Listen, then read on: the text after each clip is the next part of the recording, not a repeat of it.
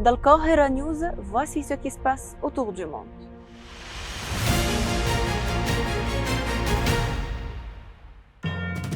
Netanyahou continue de bloquer les efforts de cesser le feu, de nouveaux affrontements éclatent à l'intérieur d'Israël et un nouvel acteur intervient dans la guerre entre la Russie et l'Ukraine.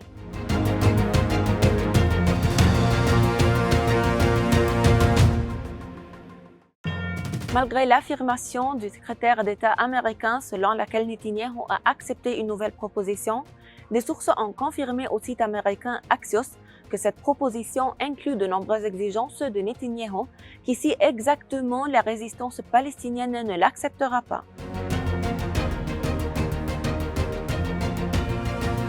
Dans une nouvelle attaque aérienne de l'occupation, des informations préliminaires ont confirmé la mort de Khalil El-Mekdeh, un responsable du mouvement Fatah, après que son véhicule tout-terrain a été ciblé à Saïda, dans le sud du Liban.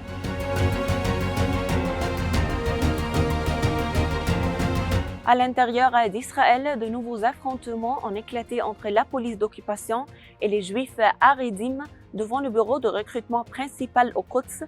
La police a arrêté 5 personnes lors d'une manifestation des haredim contre leur enrôlement.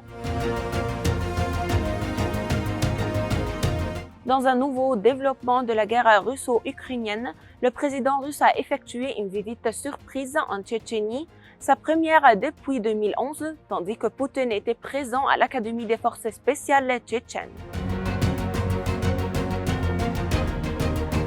Kadyrov, le chef de la République tchétchène, a parlé de sa rencontre avec Poutine et a confirmé que plus de 40 000 combattants avaient été formés à l'Académie des forces spéciales depuis le début de la guerre russo-ukrainienne pour participer à ces combats.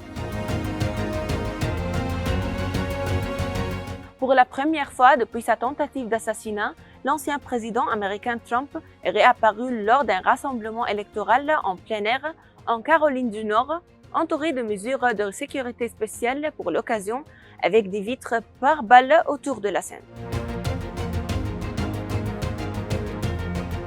Un ouragan venant du nord de l'Europe a provoqué des perturbations météorologiques de grande ampleur en Italie, entraînant de fortes pluies dans plusieurs régions, une baisse des températures et des orages du nord-est au sud.